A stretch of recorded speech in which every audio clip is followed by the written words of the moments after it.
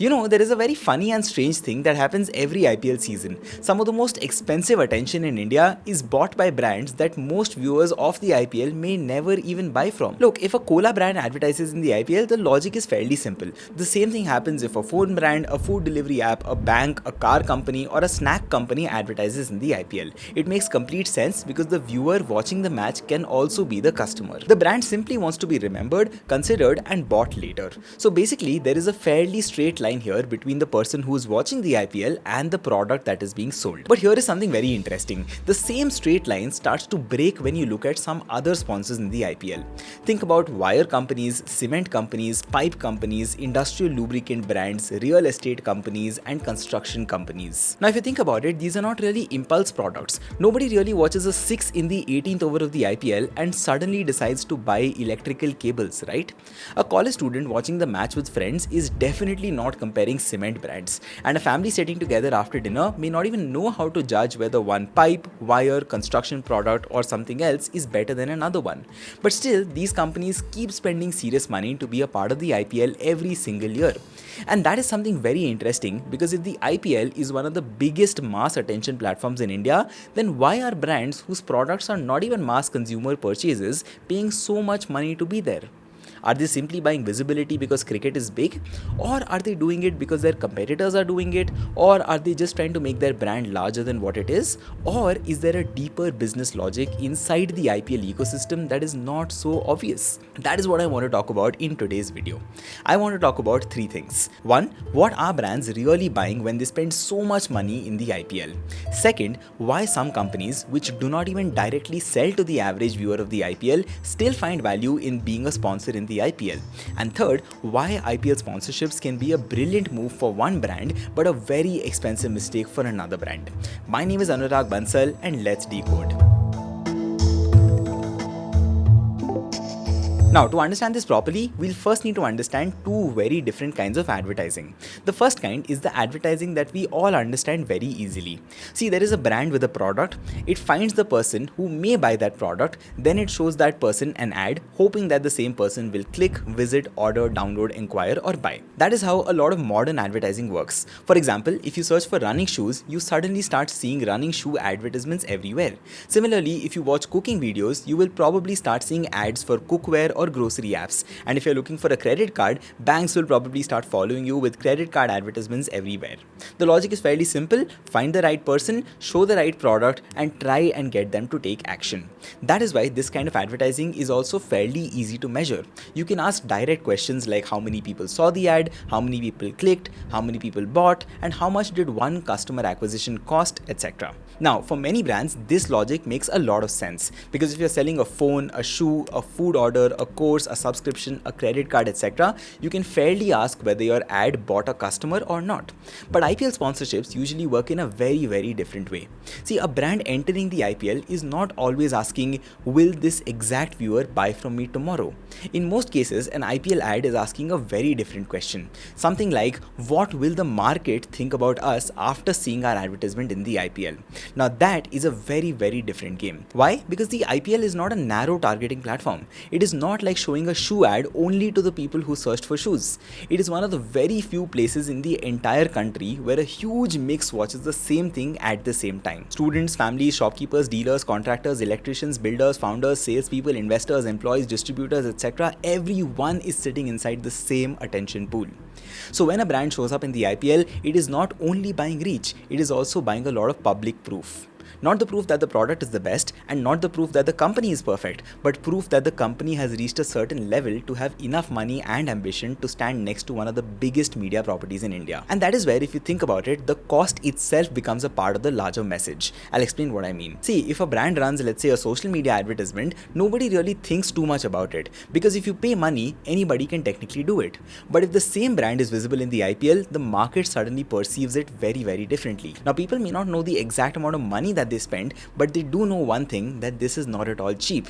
So by advertising in the IPL, a brand is not just saying look at our product, it is saying we are big enough to be here. And honestly, this gap between things that you can measure cleanly and things that matter is not only an advertising problem, it also shows up inside businesses all the time. For example, a business owner can probably very easily tell you how much they sold yesterday, but if you go even one level deeper and ask them about how their inventory, billing, customer follow-ups and accounts are actually managed, you will realize that most of them are either using hundreds of different tools for each of them, or in most cases they actually use nothing. And that is exactly a problem Odoo solves. Odoo is an all-in-one business management software that brings sales, inventory, billing, accounting, CRM, HR and around 45 such applications into one single interconnected platform. So the moment a sale happens in your business, the inventory updates, the invoice is generated and the accounts reflect it. Basically, instead of 3 different tools doing 3 different things and the business owner trying to mentally stitch it all together, Odoo manages all of that so that business owners can focus on what really matters, which is growing their business. Also, the most interesting part about Odoo is that you can get the whole suite for just 580 Indian rupees per user per month, and if you have a specific need, you can use their first app free for lifetime. So as a business person, you don't have to commit to the whole thing on day one.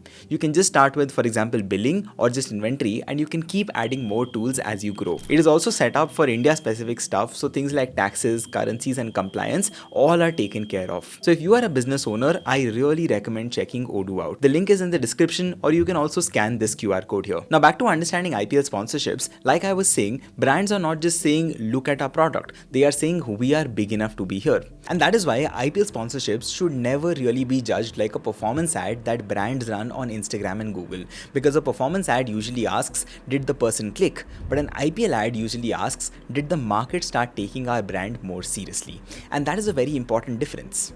But to really understand this a little better, we need to ask a slightly more important question, and that is, who is the brand actually trying to influence? Let's take the example of a wires company that sponsors the IPL. Now, surface level, wires as a company in the IPL is very strange because, like we discussed earlier, most people watching the match are not going to be buying wires. Most people do not even think about wires unless they're building a house or they're fixing some electrical problem, correct? But here is the thing, wires are still very important. They are one of those products where if something goes wrong, the consequences can be absolutely very serious. A bad wire is not like a bad packet of chips. You cannot just throw it away and move on in life. It can create safety issues, repair costs and long-term problems for you. So if you think about it, wires are a very interesting category. The product is boring and unrelatable, but the risk is very, very high. And here's the thing, whenever a product is boring but risky, the buyer usually does not make that decision alone. For example, if you're building a house, you may not personally compare 5 different wire brands and read technical specifications, obviously, right?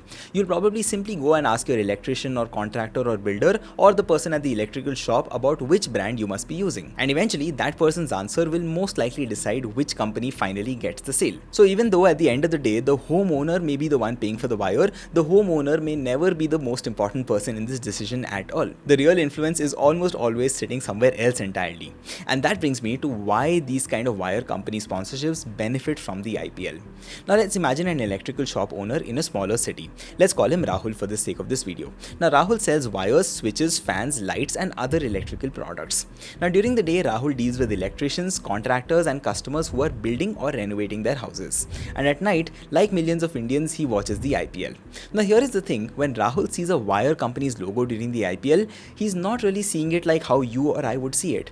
Rahul already knows this category, so when he sees a wire company show up in the IPL, he may not really pause the match and analyze the brand strategy. But somewhere in his mind, a small signal gets registered.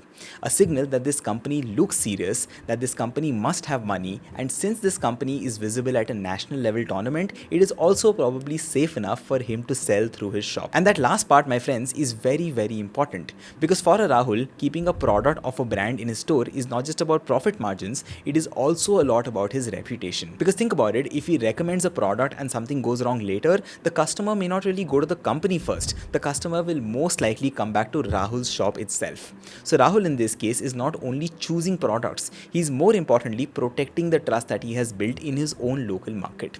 And because he cannot really lab test every wire in a lab, or visit every factory, or read every annual report, he usually does what most people in business usually do. He uses signals. Stuff like, is this brand visible? Do people recognize the name? Are electricians comfortable with it? Does the company look stable? Does it feel like the company will still be around after 5 to 10 years? And all of that. Now, of course, I'll be clear, being visible in the IPL does not really answer any of these questions perfectly. It does not prove the product quality, and it does not mean that the wire is technologically better. But the thing it does is that it makes the company feel bigger and safer in the minds of the right people who matter in this scenario. And that sense of big and safe compounds very quickly once enough and more people know about the brand. Also, for most of these companies, the IPL ad is only the entry point to visibility. A lot of the budgets and effort actually go into using that very visibility to do on-ground activations with the right kind of people. Now see, most of us probably watching this video may never even be aware of it, but there are a lot of on-ground activations, workshops, etc. happening with people like electricians, contractors, builders, etc., which basically make them aware of these kind of products. The IPL visibility just gives the brand an entry door into the minds and the shops of these people. Because here's the thing, in categories where people cannot easily judge product quality, the feeling of dealing with a known brand feels a lot safer, and that is what most people eventually end up doing. Also, by the way, this logic does not apply only to wires. Cement, pipes, real estate, and many other similar categories work in such a way. Most home buyers just do not understand these spaces deeply, so they almost always depend on professionals to influence their choice. And that is why when these brands that want to be a part of a home buyer's consideration appear in the IPL, they try and put most of their effort in making the market around the buyer feel more confident about the brand or the product. And that is a very, very different kind of advertising as compared to, let's say, what we see on most billboards or on social media. That's all from my side in this video. I hope you enjoyed this case study and learned something new from it. If you did, please do leave a like on the video and also consider subscribing to my channel because it keeps me motivated to make more such videos for you. I'll see you on the next one. Bye bye.